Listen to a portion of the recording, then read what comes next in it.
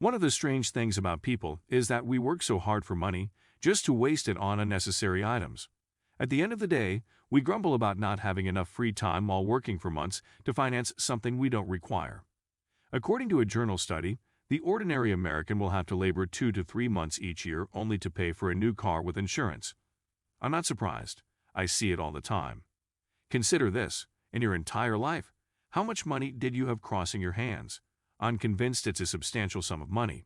But, and here is where the difficulty begins, how much of that money did you save? Probably not much.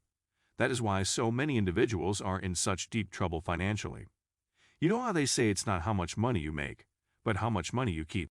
If you make $10,000 a month but have to live in a super expensive city, pay a fortune to get to work, and then pay a fortune just to eat the same food that costs pennies, it's not how much money you make, but how much money you keep. That isn't really wealth. That is something I can attest to based on my own personal experience. So, to begin my journey to financial independence, I began by reducing my spending. This was one of the most rewarding experiences I've ever had. My technique for finally starting to invest was to budget and avoid spending money on things I didn't need. I understand that this may not appear to be a creative strategy. However, you do not need to be very resourceful in order to save money. All you have to do now is look at how you're wasting money and put a stop to it. It appears to be really straightforward. Despite this, the majority of people do not do so. So I'd want to share with you 7 things I stopped buying in order to ultimately save enough money to begin investing. So for the YouTube algorithm, give this video a thumbs up. And now, let's get started.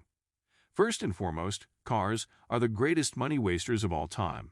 I was overjoyed when I purchased my first car. Finally, I'm on wheels, something I've wanted for a long time. No, I did not take out a loan to purchase the car. Instead, I paid cash. And I was pleased with myself. I had no idea that the true expense of having a car would be revealed later. To begin with, if you're a new driver, like I was a few years ago, you'll pay a fortune in insurance.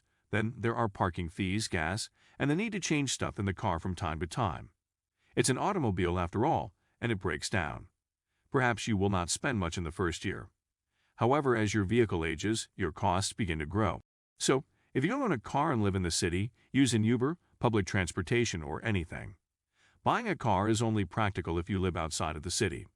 You may have to drive your children to school every day, or you may have no other option except to acquire a car to get around. Aside from that, if you're a young adolescent or an adult without children, for God's sake, don't buy a car and invest the money instead. Second, don't buy anything you don't need. There are items you want that aren't on sale. Then there are the necessities, such as toothpaste, toilet paper, shaving supplies, and so forth. You aren't going to wake up one day and decide to quit brushing your teeth. So there's a list of things you'll need to go about your daily routine. So one of the better habits I've established is to attempt to get things I need on sale whenever possible. Yes, I purchase in bulk, and if things aren't on sale, I don't buy them.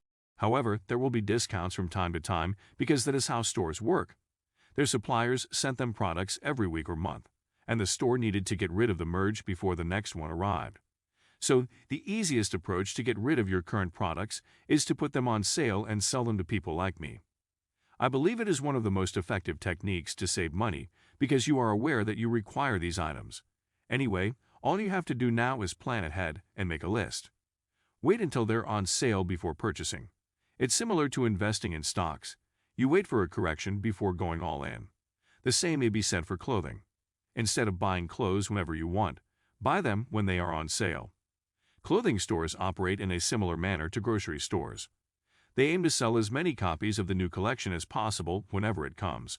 However, there will usually be some leftovers on a particular day of the month or season. So before the new collection arrives, they will offer a significant discount, such as 30%, 45%, or even 70% in some circumstances. This is the time to go shopping. If you only do it once or twice, it won't save you a lot of money. However, if you make it a habit over time, it will save you a lot of money. Coffee, number 4. Let me ask you a question. How many coffee cups are served each year? Cups in the billions, tens of billions, and hundreds of billions? No, only in the United States. There are 146 billion cups. Over 400 billion cups of coffee are consumed worldwide, with the United States accounting for roughly 1/3 of total coffee consumption. It appears that there are enough individuals willing to pay $5 for a cup of coffee. It's no surprise that this industry is so large. Coffee has been so firmly established in our culture that we are now willing to pay a high price for something that costs less than 50 cents to create.